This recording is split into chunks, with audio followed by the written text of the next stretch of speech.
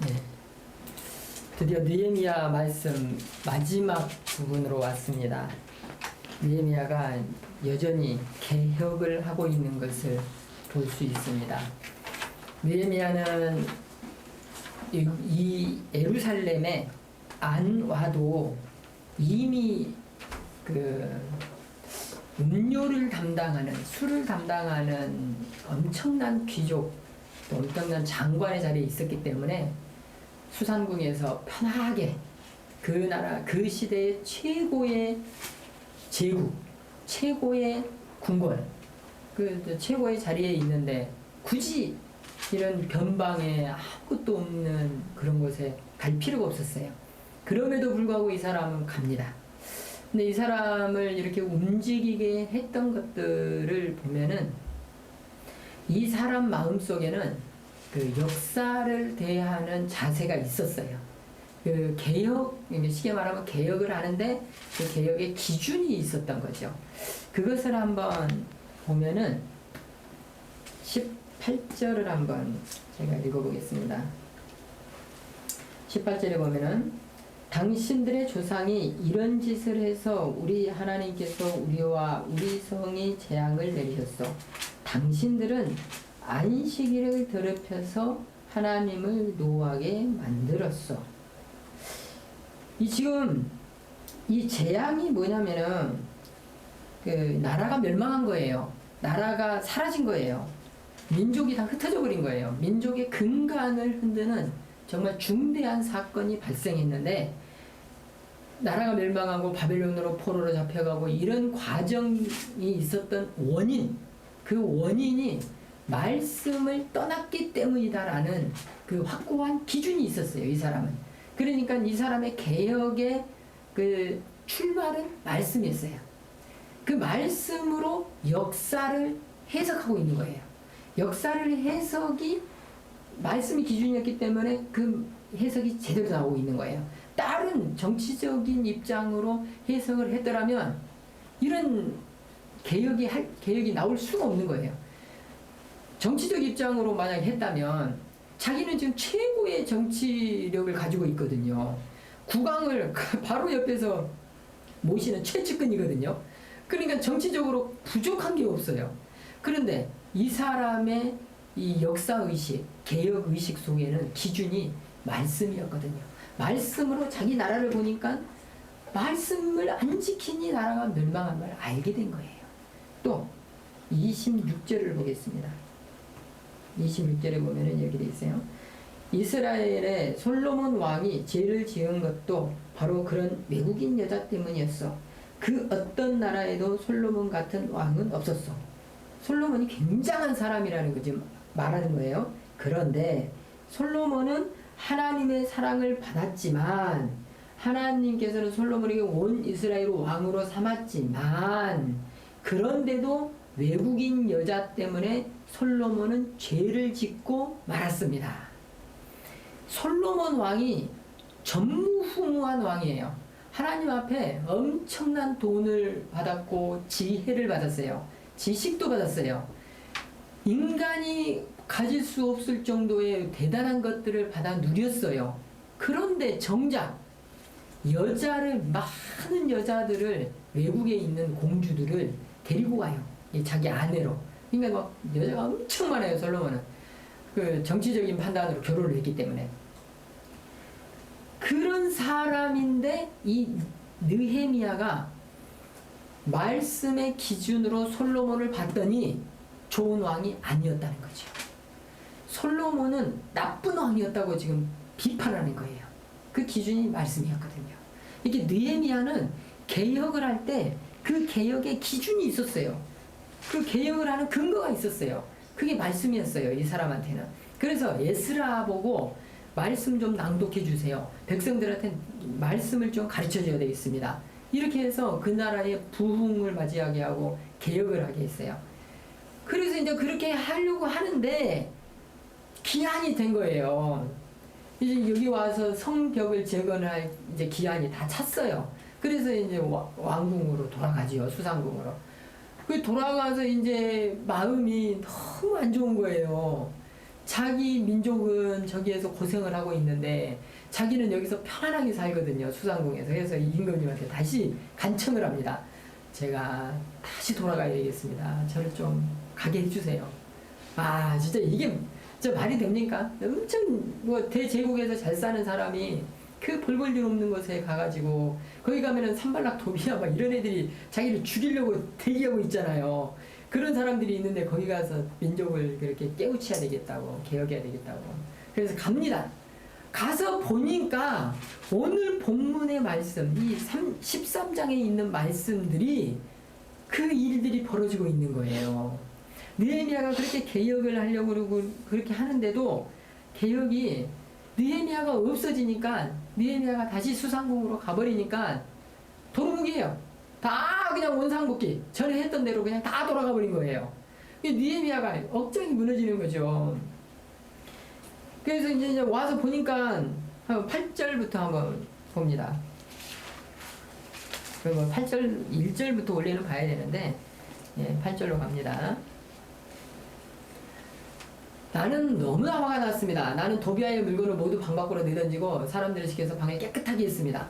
이게 무슨 말씀이냐면 도비아는 느헤미야를 죽이려고 한 사람이에요. 아니 그런 사람을 성전에다가 대다 놓은 거예요. 엘리야십이라는 사람이 민족의 지도자예요. 민족의 지도자가 느헤미야가 떠나버리니까 그새 도비아 그 원수의 원수, 민족의 원수 그 사람을 데리고 와가지고 그것도 성전에다가 성전에 있는 써야 될 물건들과 성전에 일하는 사람들이 먹어야 할 양식들이 있을 거 아니에요. 그 방이었어요. 굉장히 중요한 방을 싹 치워버리고 거기다가 도비아를 갖다가 놓은 거예요. 살림살이를 집어넣고 성전에서 살림을 하는 것이 아니거든요. 그런데 그것도 이방인을 그 느헤미야를 죽이려는 민족의 그 왼수를 거기다가 다 간쳐놓은 거예요. 기가 막힌 일이죠. 느헤미야가 와서 돌아와서 보니까 말도 안 되는 일이 거기서 벌어지고 있는 거죠. 그래서 다 내쫓아버린 물건을 막 다 던져버린 거예요. 이게 도대체 무슨 짓이냐 그러면서 9절 보면은 그런 다음에 하나님의 성전에서 그 그릇들과 곡식 제물과 향을 다시 들여놓았습니다. 이게 성전에서 쓰는 물건들을 다시 들여놓은 거예요. 이런 일들이 있었어요. 그러니까 성전에서 쓰는 물건들 중에는 음식이 있었단 말이에요. 그 음식이고 또 그 값이 나가는 물건들이 있어야 되는데 그러면 그건 누가 쓰는 거냐면 성전에서 일하는 사람이 있어야 되잖아요. 레위인들이에요. 레위인들이 제사를 도와요. 그런데 이 레위인들이 먹을 게 없어졌잖아요. 도비아가 그 자리를 다 차지해버리고 그 물건들이 사라졌잖아요. 그럼 뭐 이제 손가락만 빨아야 됩니까? 근데 이제 굶어 죽게 생긴 거예요. 레위인들이. 결국 다 가버린 거예요. 레위인들이 먹으러.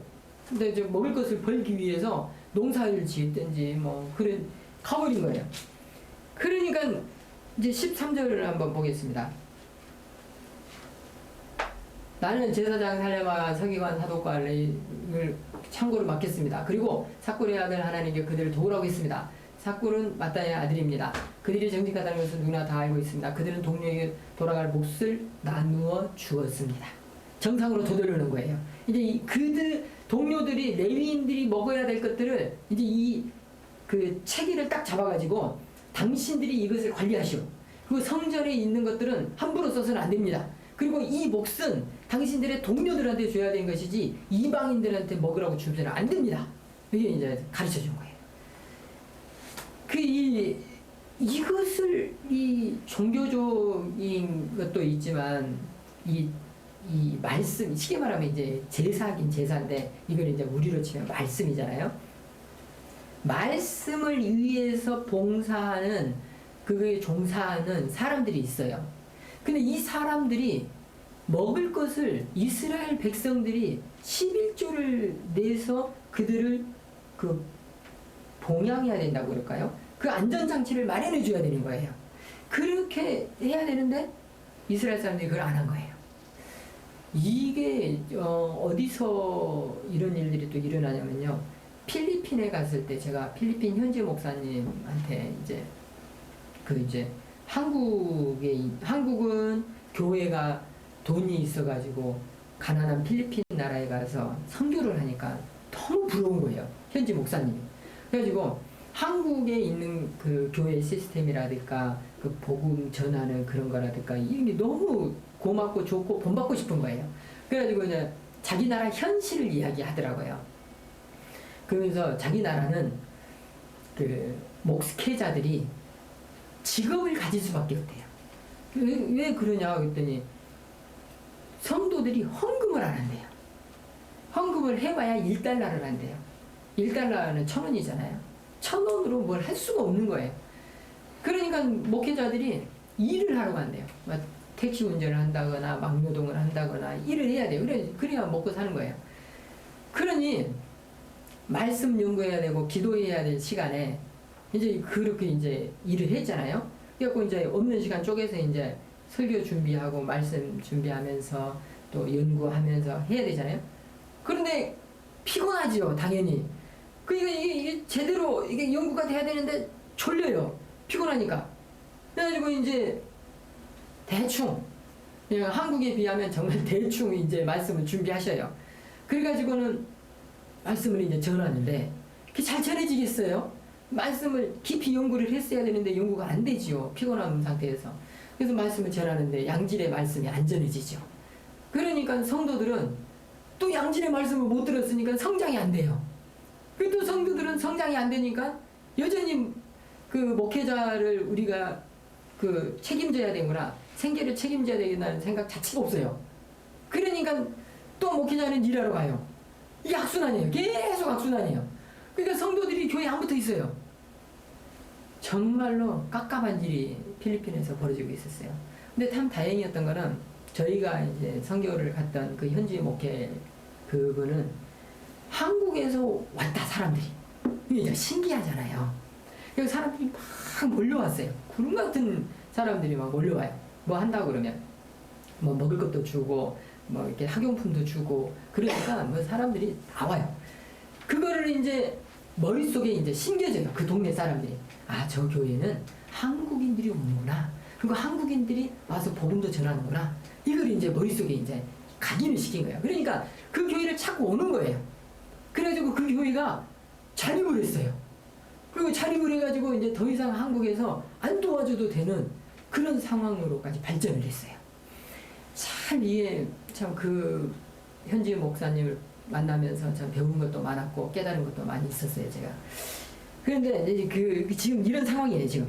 이 느헤미야 시대하고 이 필리핀에 있는 상황이 비슷한 상황인 거예요. 근데 이게 캄보디아에 가거나 라오스에 가니까 똑같더라고요. 목사님들이 일을 해야 돼요. 참 농사 짓고 그런 것들을 똑같이 해야 되더라고요. 그래서 참 안타까웠어요. 그러면서 한편으로 그들을 위해서 기도하기를 젊음을 바쳐서 그 온 열정을 바쳐서 그 농사도 똑같이 짓지만 그곳에서 한평생 그들을 섬기겠다고 그 농촌에서 그 시골에서 전기도 없고요. 수도도 없고요. 좀 부엌도 없고요. 뭐 아무것도 없습니다. 진짜 가보면요. 어떻게 여기서 사나 싶은 그런 환경에서 목회자들이 일생을 바쳐서 헌신하겠다라고 그렇게 가더라고요. 그래서 이제 한국교회는 그래도 그들에 비해서 물질이 있잖아요. 돈이 있잖아요. 그래서 그 현지 목회자들을 도와주게 됐습니다. 그때 맺은 인연들이 지금까지 이제 페이스북 친구로 이제 있는데 참 그런 것들이 선교 현장에서 보면은 참 안타깝지요. 예, 지금 이제 이 느헤미야 상황을 보니까 갑자기 그쪽 일이 떠올랐습니다. 그 다음에 이제 21절부터 22절까지를 보면은 개혁의 내용이 많아요. 지금 느헤미야가 해야 될 개혁이. 이제 이 지금 말씀을 보면은 어찌하여 성벽 앞에서 잠을 자는 거요.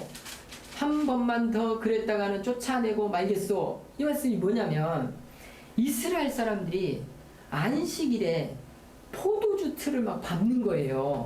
이게 포도주를 수확하는 거예요. 쉽게 말하면 포도 수확인 거예요. 그럼 이게 안 되는 거예요.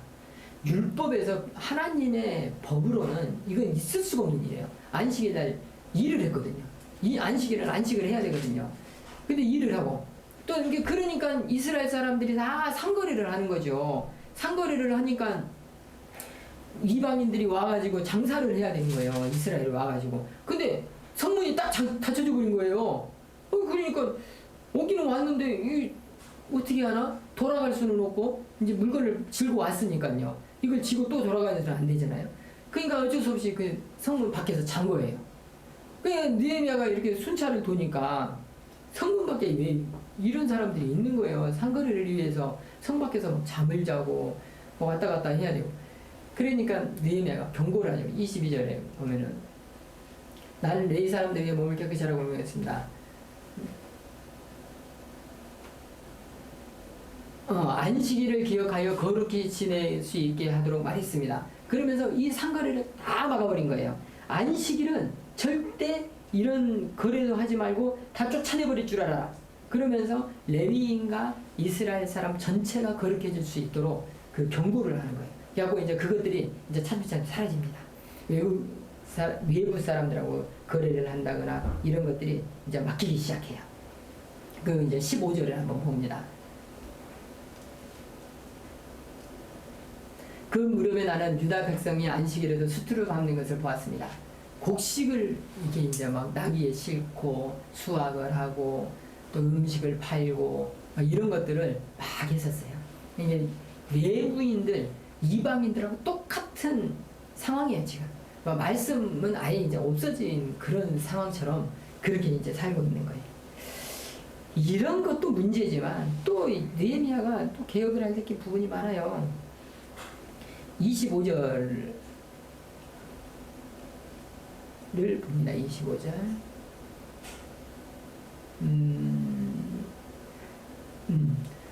나는 그들을 그런 사람들을 꾸짖으며 이제 그 결혼한 사람들이에요. 나는 그들 가운데 몇 사람을 때리고 머리털을 뽑았으나 나는 그들에게 하나님의 이름을 맹세하겠습니다. 나는 이렇게 말했습니다. 당신들의 딸을 외국인들의 아들과 결혼시키지 마시오. 외국인들의 딸을 당신이나 당신의 아들의 아내로 삼지 마시오. 그러니까 외국인과 결혼하지 말라는 거예요. 왜 외국인하고 결혼하지 말라느냐?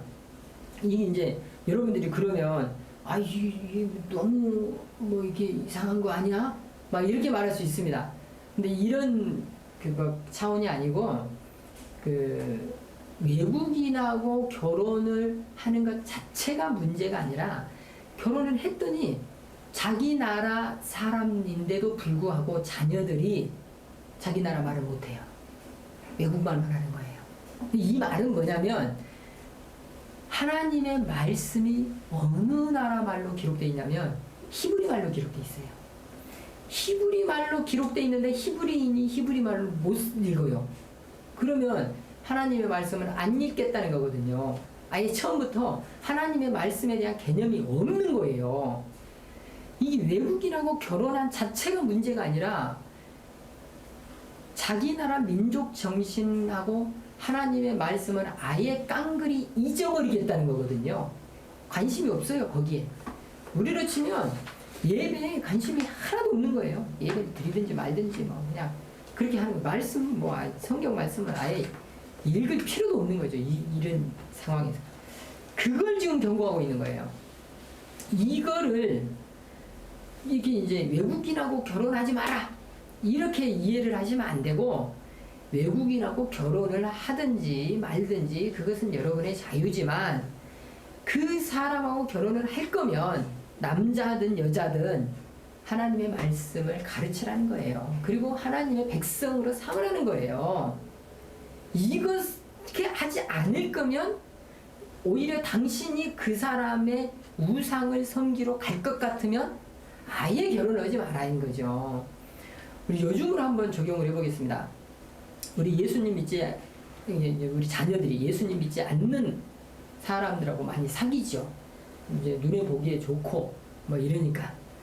다 보니까, 너무 미남이야. 너무 스펙이 좋아. 너무 미녀야. 스펙 장난 아니야. 이렇게 이제 할 수 있잖아요. 그래서 이제, 난 이 사람 너무 좋아. 이렇게 할 수 있어요. 그렇게 해서 결론은 뭐냐면, 가지고 있던 신앙도 잊어버리는 거예요.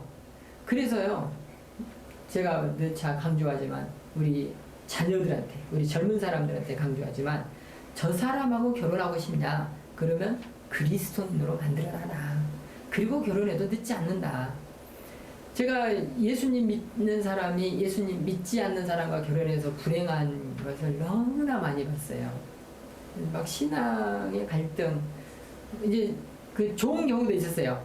예수님을 아예 안 믿는 집에 시집 가가지고 그 집을 다 복음화 시키는 그런 모습들. 참 선교사로 파송한 거죠. 그런 건 참 그 좋은 사례인데, 그러기가 어디 쉽습니까? 엄청난 핍박. 옛날에, 지금은 좀 핍박이 덜하지만 옛날에 정말 예수쟁이 들어왔다, 뭐 집안에 서양 귀신 붙었다, 정말 말도 못한 그런 핍박들이 있었죠. 참 그런 세월들을 우리가 살아냈습니다. 그분들의 헌신이 있어서 이만큼 복음화되지 않았을까, 그런 생각도 듭니다. 여기서요, 외국인이기 때문에 결혼하지 마라, 이건 아니에요. 외국인의 그 우상을 섬기기 때문이에요. 말씀의 그 정신을 잊어버리기 때문에.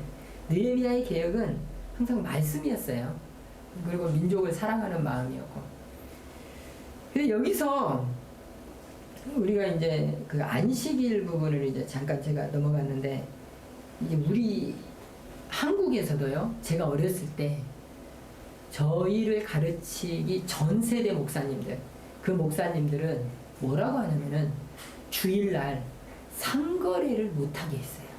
여러분들 여기서요, 우리 1세대 목사님들이 좀 착각을 하시는 부분이 있는데, 주일하고 안식일은 달라요. 안식일은 유대인들이 지키는 것이고, 지금도 안식일을 지키는 곳이 있어요. 이단들이죠. 제7일 안식교하고 또 저기 안상홍 이 두 곳은 왜 그 안식일을 지키냐면 유대인들의 절기를 중요시 여기거든요. 유대인들의 절기가 왜 중요해야 되냐면 예수님의 고난이 더 강해지면 안 되는 거예요. 우리 기독교는 예수님 때문에 있는 거거든요. 예수님이 기독교에서 사라지면 기독교가 있을 필요가 없어요. 그런데 다른 곳은 예수님의 그 비중이 많이 그렇게 중요하지 않아요. 그래서 이단인 거예요. 예수님의 비중이 커야지. 예수교인데 대한예수교. 근데 예수님의 비중이 다 사라지기 시작하는 거예요. 이게 말이 됩니까? 그런데 우리 이제 선배 목사님들은 그 안식일의 정신을 주일에 갖고 온 거예요. 근데 이게 상당히 위험할 수 있어요. 안식일과 주일은 아주 다릅니다. 안식일은 창조하신 뒤에 하나님이 안식의 모범을 보여주신 것이고, 주일은 안식일 다음 날이에요. 안식일 다음 날로서 주의 첫날이에요. 주의 첫날이면서 예수님이 부활하신 날이에요. 그래서 주님의 날이에요. 예수님이 영광 받으시는 날이에요. 이게 안식일이 아니에요. 주일은. 유대인들은 정말로 그렇게 지켰습니다. 안식일을 사도들이요, 안식일 지키고 주일날 주님의 영광을 기리는 기쁜 날로 변했어요. 이 사도들이 안식일을 지킨 게 아니에요, 주일날. 근데 우리 선배 목사님들이 그렇게 막 주일날을 마치 안식일처럼. 그러면 주일날 밥을 하면 안 되거든요. 근데 교회에서 밥은 또 열심히 해요. 그러면 어떻게, 그게 뭔 말이에요? 말도 안 돼요. 앞뒤가 하나도 안 맞아요. 근데 우리 선배 목사님들이, 우리 앞에 있던 목사님들이 이제 특히 장로교가 그런 일들을 했습니다. 이제 말씀을 조금 오해를 하신 부분이 있는데, 우리가 그런 부분은 좀 후세대들이 말씀을 다시 연구해가지고 올바로 좀 잡았으면 좋겠어요. 그러면 주일날 그러면은 막 마음대로 뭐 이렇게 살아도 되냐, 상거리 막 하면서 뭐, 그것이 아니고요. 주님의 영광을 기리는 날이잖아요. 주님이 부활하신 날이잖아요. 주님의 날이시잖아요.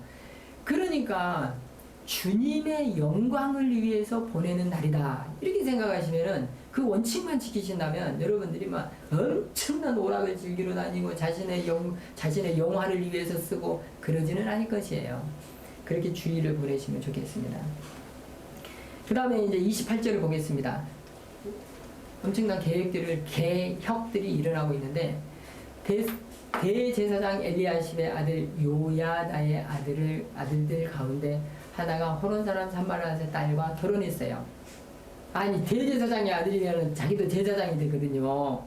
제사장인데도 불구하고 외국인과 결혼을 했어요. 그런데 느헤미야의 행동을 보십시오. 그래서 여기서 나는 느헤미야예요. 그 요나다의 아들을 내 앞에서 쫓아냈습니다. 민족의 지도자예요. 민족의 지도자인데 쫓아내버렸어요. 이거는요 굉장한 수치거든요. 아주 큰 수치예요. 그런데 이 수치스러운 일을 공개적으로 한 거예요. 지금 왜 그랬냐면은 민족의 정신을 잊어버린 거거든요.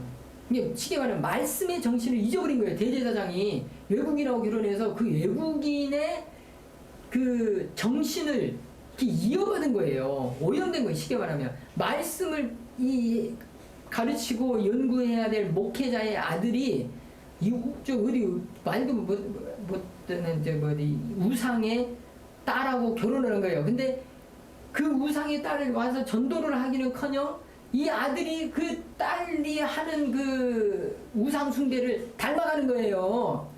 그렇게 생각하면 돼요. 이게 말이 됩니까? 그래가지고 민족의 지도자부터 이렇게 오염이 돼 있었던 거예요.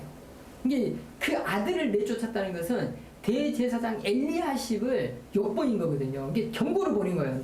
너 대제사장인데 너 똑바로 해라. 이런 경고예요 지금. 아주 많은 개혁을 지금 일으키고 있습니다. 30절로 가봅니다. 그래서 나는 외국의 모든 부정한 것들로부터 그들을 깨끗이 했습니다. 그리고 제사장과 레위 사람들에게 해야 할 임무를 맡겨서 저마다의 자기 할 일을 하게 했습니다. 이게 이제 그 오염된 것들을 하나씩 도려내기 시작하는 거예요. 민족의 지도자부터 또 레위 지파들, 레위인들, 이쪽 사람들 이걸 이제 막 다듬기 시작한 거죠. 그리고 31절을 봅니다. 그리고 나는 정한 때에 나무와 천 열매를 제단에 올렸습니다. 나의 하나님 나의 은혜를 베풀어 주소서. 나를 기억하시고 복을 주소서. 이게 지금 무슨 말씀이냐면요. 나무의 첫 열매 뭐냐면 수학의 첫 번째 것은 하나님 거거든요. 이게 무슨 뜻이냐면요. 지금 1년 동안 농사를 지었습니다. 하나님 이 예물을 받아 주십시오. 그거는 신앙 고백인데 제가 농사 지어서 먹을 수 있도록 해주신 거는 전적으로 하나님의 은혜입니다. 라는 표현이에요. 여러분들이 월급을 받아서 그 월급을 하나님 앞에 일부를 올려드리잖아요. 그게 무슨 말씀이냐면 이 월급을 받게 된 것은 전적으로 하나님께서 나를 지켜주셨기 때문입니다. 라는 고백이면서 동시에 이 돈이 없어도 하나님께서 저를 먹이십니다. 저는 하나님을 의지합니다. 라는 신앙 고백이에요. 굉장한 고백이에요. 이 신앙 고백을 회복시킨 거예요. 느헤미야가. 이 고백들이 사라졌었거든요. 이스라엘에 이런 고백들이 없었어요. 그러니까 레위인이 떠나버린 거예요. 먹을 것이 없으니까. 말라기 시대에 보세요. 지금 여기는 이제 느헤미야 시대고, 느헤미야 그 뒤로 가면 이제 말라기 시대거든요. 그 말라기가 활동했던 시대는 11조가 사라진 시대예요. 느헤미야 같은 사람이 또 죽어버린 거예요. 없어진 거예요. 그러니까 또 도루묵이에요. 그러면 레위인들한테 11조가 없다는 거는 먹을 것이 없다는 거하고 똑같거든요. 그럼 제사를 누가 지내겠어요? 다 그 농사지으로 가버리죠. 이런 악순환이 또 일어납니다. 느헤미야가 죽어버린 뒤에. 이런 일들이 이제 민족에 일어나게 되죠. 이제 말씀을 정리해 봅니다. 느헤미야는 개혁을 했어요. 근데 그 개혁의 중심이 뭐였냐면 그 개혁의 원칙이 있었어요. 그것이 바로 말씀이었어요. 그리고 개혁을 한 번만 한 게 아니에요. 틈나는 대로 계속 개혁을 하는 거예요. 일회성이 아니에요. 개혁을 한번 딱 했으니까 잘 살렸다. 이제 뭐 우리 죽을 때까지 이제 이렇게 살면 되겠다. 이게 아니에요. 날마다 우리 인간은요, 습성이 약해가지고 더 편한 쪽으로 가요. 그래가지고는 그냥 편한 대로 막 하려고 그래요. 그러지 않아요. 계속 우리는 개혁은 날마다 일회성이 아니라 계속 해야 되고, 그 기준은 말씀이 돼야 되고, 그리고 혼자서 개혁하는 게 아니에요.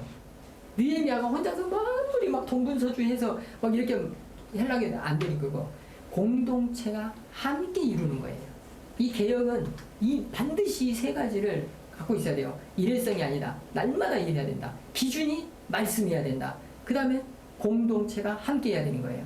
이런 게 아니면 느헤미야는 개혁을 실패했을 거예요. 근데 느헤미야는 최소한 자기가 살아있는 한은 개혁을 이루어냅니다. 그리고 말라기 시대에 또 다른 그 충고가 가지만 그 뒤에 후세들은 정말로 말씀을 올바로 지키려는 노력이 일어납니다. 이런 선지자들의 노력이 있었기 때문에 이 이스라엘의 말씀이 그대로 유지됐던 겁니다. 여기서 이제 우리가 왜 말씀으로 이 모든 개혁이라든가 뭐 삶의 방식이라든가 이런 게 말씀으로 이루어져야 되냐면은, 기준이 정치적 입장으로 무엇을 판단하기 시작하잖아요. 그러면은 이상해집니다. 왼수들이 많아져요. 자기 편인 것 같은데 나중에 정치적 입장이 조금이라도 바꿔지잖아요. 그럼 왼수가 돼요. 그런데 말씀을 기준으로 이걸 삼잖아요. 뭐 개혁이든지 뭐든지. 그러면은 말씀에서는 사랑하라고 그러잖아요. 용서라고 그러잖아요. 그러니까 갈등이 생길 수 있어요. 공동체 안에서. 근데 아주 막 왼수가 되고 막 그러지는 않아요. 사랑을 해야 되기 때문에, 그래서 형제하고 화해해야 되기 때문에, 그래야 하나님께서 예배를 받아주거든요. 그러니까 아주 어떻게 왼수가 되는 그런 지경까지는 안 갑니다. 그래서 저는요, 참 말씀이 소중한 것 같아요. 여러분들이 무엇을 할 때 말씀을 기준으로 삼으시길 바래요. 무엇이든지, 가치 판단이든지 세계관을 형성하든지 공부를 하든지 무엇을 하든지 간에 말씀이 기준이 되면요, 느헤미야와 같은 멋진 리더가 될 수 있습니다. 그래서 저는 여러분들에게 말씀을 이렇게 강조합니다. 우리 같이 기도하도록 하겠습니다.